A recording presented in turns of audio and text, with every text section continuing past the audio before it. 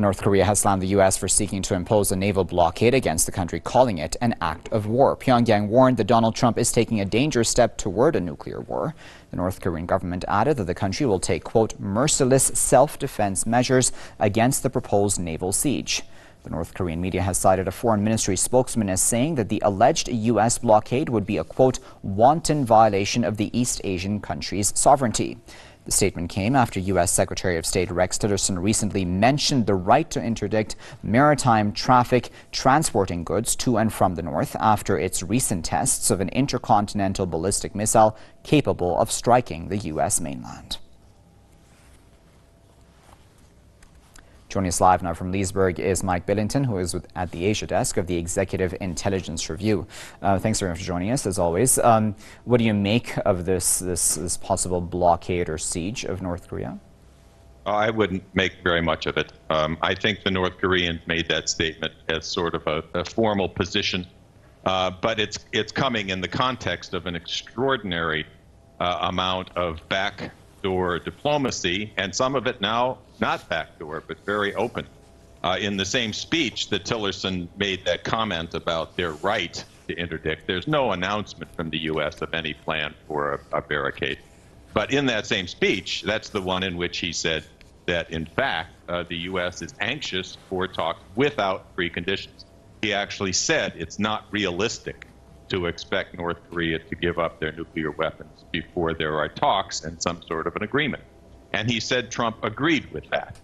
So this is happening at the same time that, as you probably know, there is a very high-level Russian delegation in Pyongyang headed up by Viktor Kolganov, who is the head of the vice head, I think, of the National Defense Command Center and several members of the Defense Ministry. So you're looking at, and the Chinese just had a high-level delegation in Pyongyang, and several South Korean leaders responsible for the North Korea issue were in Washington recently, along with several Russian experts on North Korea, including Georgy Talaraya. So there is a move, a dramatic move, towards talks and a long-term solution based on a trade or an agreement which would actually address North Korea's concerns. And that, of course, has to do with guarantees of their security.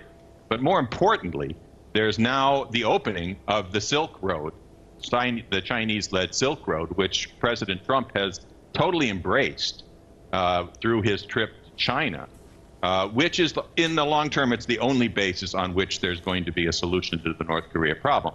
You both have Trump and Xi Jinping and Putin involved in a commitment to the idea of collaborating on not only fighting terrorism, but global development, on using the Silk Road idea of bringing peace through development.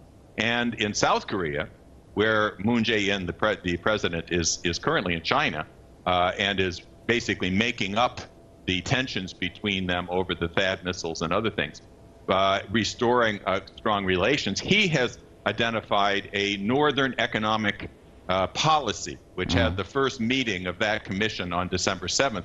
And they are laying out the collaboration between South Korea and Russia, especially over the long term, in energy and shipping and other aspects, all geared towards bringing North Korea in at the point at which the sanctions are lifted and peace is made. So I think that the situation is actually quite optimistic, given the fact that Trump and Xi Jinping and Putin and South Korea are now following the proposals that my organization, Mr. LaRouche's organization, have long promoted, that you need to bring about this collaboration and development of all the nations engaged as the only basis on which North Korea has any confidence that in fact the U.S. means that they will not invade, will not do regime change, will not do the kind of thing you saw under Bush and Obama, but rather will have a development policy which can resolve these problems.